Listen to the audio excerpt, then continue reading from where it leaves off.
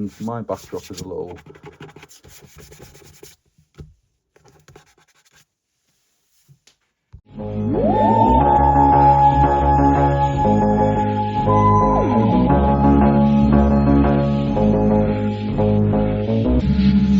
Dalek YouTube channel. Today I'm going to be doing a 3D printed figure showcase video.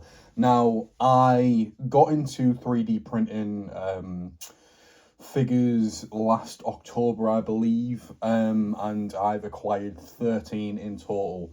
Now, I'm going to talk about the different techniques and obviously the different characters and stuff like that, and just showcase the figures that I've painted. But anything I have purchased from, say, other sellers or whatever, I will put their eBay or Etsy on the screen so you know exactly where I've bought them from. So it saves you having to put in the comment section who did you buy this off or so and so. That all will be in the video. And if you are curious about the certain colours and shades that I used for any of the kits that I've painted, please feel free to comment below, and I'm more than happy to let you know what shade, what colour I use for whatever character you're referring to. So let's get straight into the video. So the first one is, well, the first one that I actually got was the original Siluran, which is from Doctor Who and the Silurians. I love this story and I love the original Silurians, and I had to have it in the collection. I did purchase this from Doctor Who UK over on his Etsy page, and yeah, this was the first one that I got, first one that I painted, and overall I'm really happy with it. There's definitely areas that I need to go over again, just because this has been sat in the collection for some time, and I have messed with it. So on the chest, for example, I just need to go over certain areas and just repaint them, but overall I'm really happy with this kit. I absolutely love the original Silurians, so for me this was a no-brainer, and yeah, this really started my love for this hobby. So that was the first kit that I purchased. I promise this isn't planned, but the second, funny enough, kit that I purchased was a Monoid from the Ark, is it? I'm off the top of my head. This was a fun one. I mean, I'm not crazy about the Monoids anyway. It just looked like a really fun kit to have, and I thought, why not? So this was the second one that I purchased and painted. Really happy with how I painted this with a black wash to really bring out the details of the green paint. And he does have one working arm at the minute. The other one is fixed. And that is going to be a case for a lot of these kits. I do end up fixing or gluing the arms in place rather than letting them loose. And that's only just due to the fact that they do get loose over time. So I would rather them be fixed in place as a statue rather than, you know, incredibly loose or whatever. But overall, a really, really fun one. And yeah, let's move on. Next, the Hemovore from The Curse of Fenric. Now, the only 3D printed element is the head. Just bring that up so you can get a better look at it. The base body is the Uncle figure from Series 6.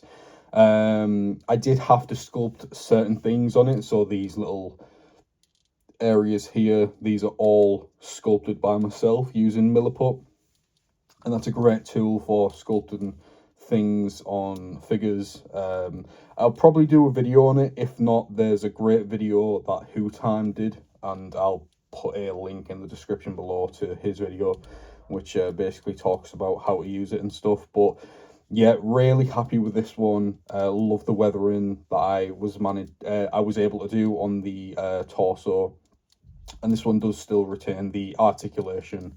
The head doesn't move. In terms of actually achieving the paint or the that look on the face, it was a simple thing of painting the head blue and then doing dry brushing with the white, and it kind of gives it that effect. And you'll see that on most of my kits that I end up doing. I do use that technique quite a fair bit, but yeah, I used it all over the claws as well, just to really age it up. And yeah, that is my Hemovore. Next, we have a Zyun from Terror of the Zygons, one of my favourite Doctor Who stories in the entire show. Now, the only 3D printed element to this is the head. The body is just the Broton body that we got in the original Classics line, or the B&M re-release. And yeah, the head sculpt is completely different to Broton. This is meant to be Mandra from Terror of the Zygons, which is one of the other Zygons in the episodes. And yeah, it was a really fun, easy paint job. The hardest part was the eyes. I'm really happy with how they've turned out. I really can't paint eyes to save my life, so I'm really happy with how they turned out. And yeah, the shading is slightly off, but it really does. It was a tricky one, I will say that. It was a very tricky one to get the colours right, and whilst on camera this is showing up a lot darker than it actually is, I'm quite pleased with the final result, and he looks different to Broton at least, and that was the main reason why I wanted the head, just so I can at least have another character on the shelf. Next, we've got a Dalek Trooper from Resurrection of the Daleks. Now, I'm going to say a little thing about this kit. Not necessarily a bad thing or anything like that. It's just one of my personal creative choices is the visor. Now, it's meant to be clear. I know it's meant to be clear before I get a comment. The reason why I've painted over it is, I'm not sure how well you can see under there, but I tried to paint the face and it went horribly. I spent about half an hour trying to get a flesh tone to where I was happy with it, and yeah, it just took too long and the paint just caked up and it looked absolutely terrible. That on top of the eyes, it just looked awful. So yeah, he's just a generic Dalek Trooper. He's got his gun. This one doesn't move. But yeah, I do love the Dalek Troopers. I love the colour scheme. Yellow is one of my favourite colours, so naturally I had to have one. It's just very eye-catching on the shelf, but overall it was a very, very fun kit to put together. Next, we've got one of my absolute favourite kits, the Ambassador from The Ambassadors of Death, a story that I absolutely adore. Yeah, this one was one of my most wanted 3D printed kits that I've got and just that is out there. I really wanted an Ambassador on the shelf. It's just such a great design. Very 70s, very retro, and I just love it. So yeah, the arms don't move on this one. Again, they're fixed, but it does have the iconic pose with the hands stretched out. And yeah, it's just a superb kit. I love this one. This is arguably one of my favourites. I think I've got a little bit of Milliput down there that hasn't been painted, but yeah, overall, it is just a superb kit. I love this one. This is probably one of my favourites in the entire collection, and just overall one of my favourite Doctor Who figures now, just because I do love Ambassadors, and yeah, this kit really, really delivered, as do the others. But if I'm thinking about like personal preference and my absolute favourites, this is probably number one.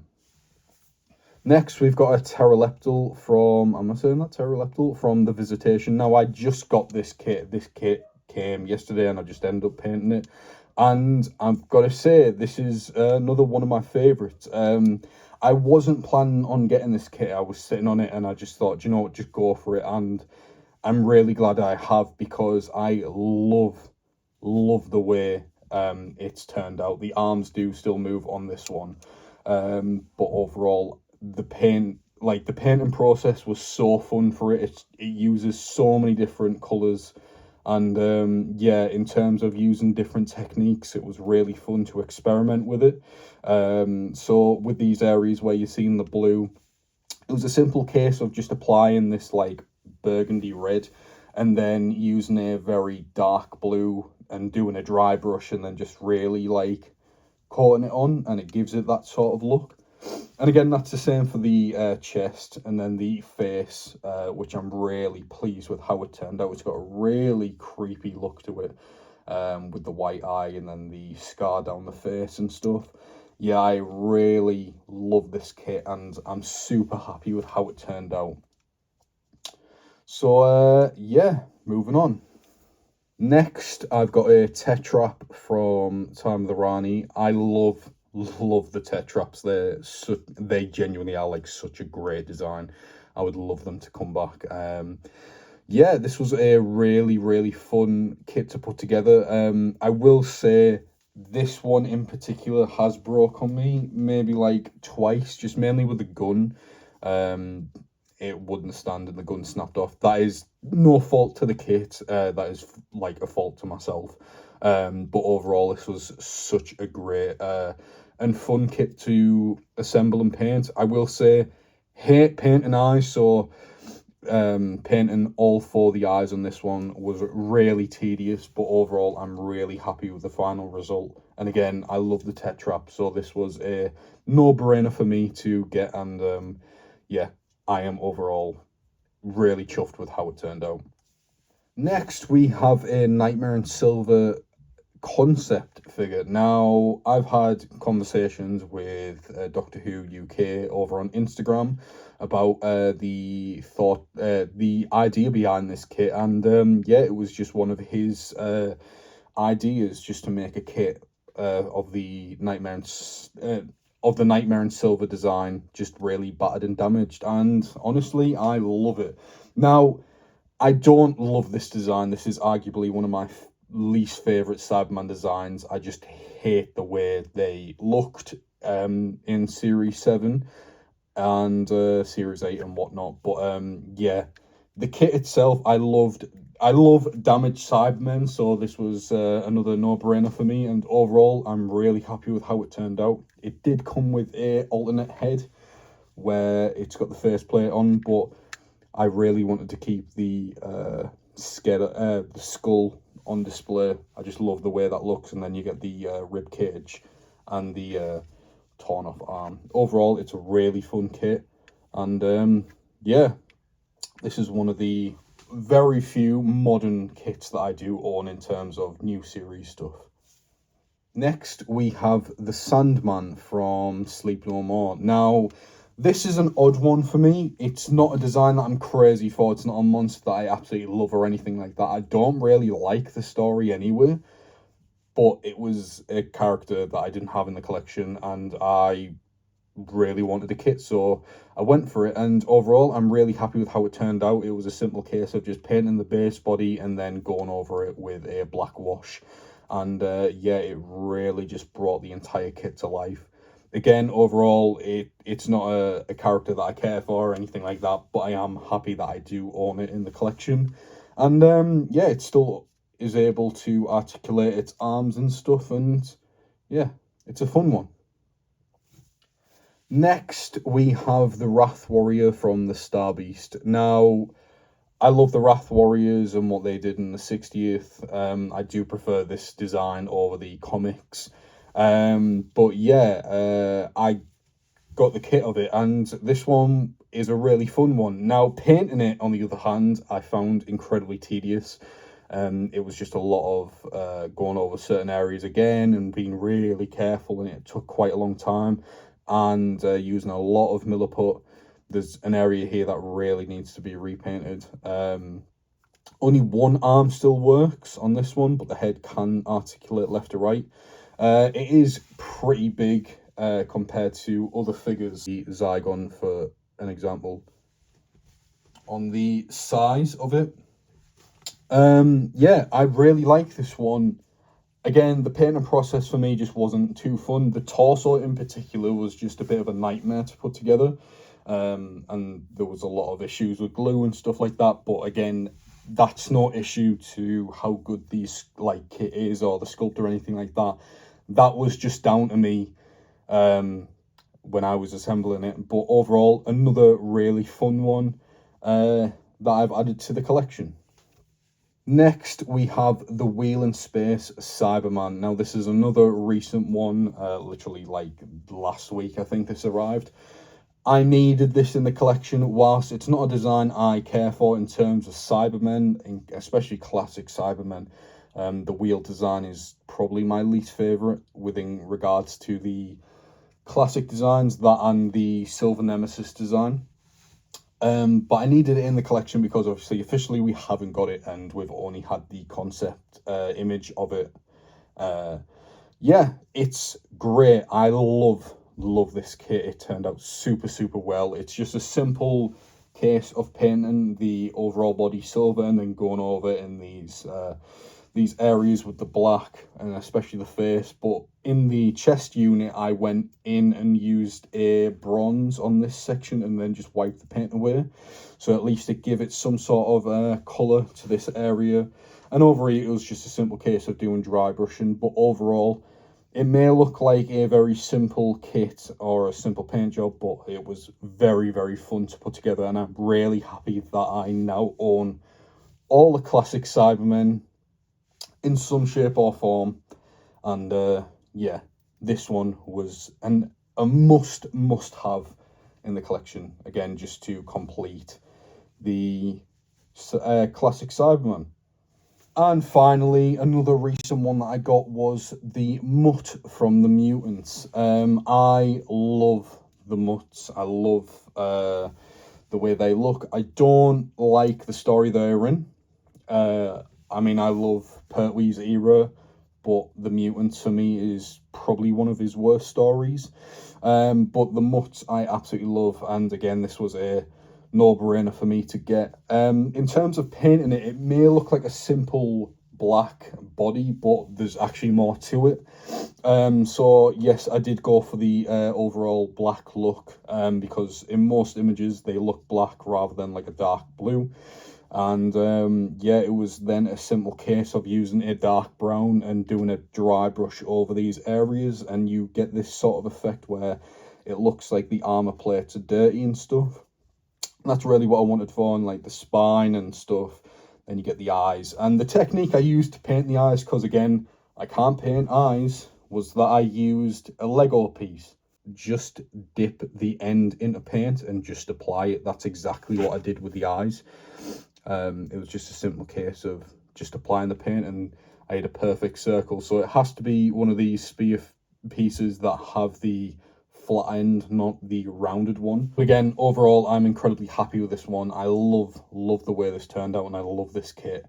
And yeah, it's a great addition to the collection. It's a real shame we didn't get this officially, because if you don't know, apparently we were meant to get this at one point through Forbidden Planet, and it just didn't happen. So it's a real shame, but that is the last kit I'm going to showcase today. And yeah, ended on a good one. If you've got any questions about paints or whatever shades I've used, put it in the comment section below and I'll let you know. The brand that I use is this. So when I'm referring to the colours or the paint or whatever, I will be using the actual paint number on the front. And then it's just a case of you going onto Google, typing that in and just finding it. But yeah, that's exactly how I'll go about doing it, rather than just telling you the colour name, because certain colours are different for different companies and so on and so forth. I'm probably going to do another 3D printed figure showcase when I get more of them. There's definitely more characters that I am looking to get, like the Candyman, and like other various things. There's definitely no like Daleks or anything like that I'm after, but in terms of like just characters that I want in the collection to really fill a void, yeah, there's definitely a good few of classic monsters I still need to get. Maybe when I get like 4 of them, I'll do another one of these or something like that. I just don't want to do a video where it's just one kit and that's it. Again, all the information in terms of where I purchased each and every one of these kits will also be in the description below, and they should have been on the screen, talking about like which seller printed them and so on and so forth, and who to go and follow or check out their Etsy page or eBay or whatever. It should all be in the video or in the description below. Thank you so much for watching, and I'll see you later. Bye.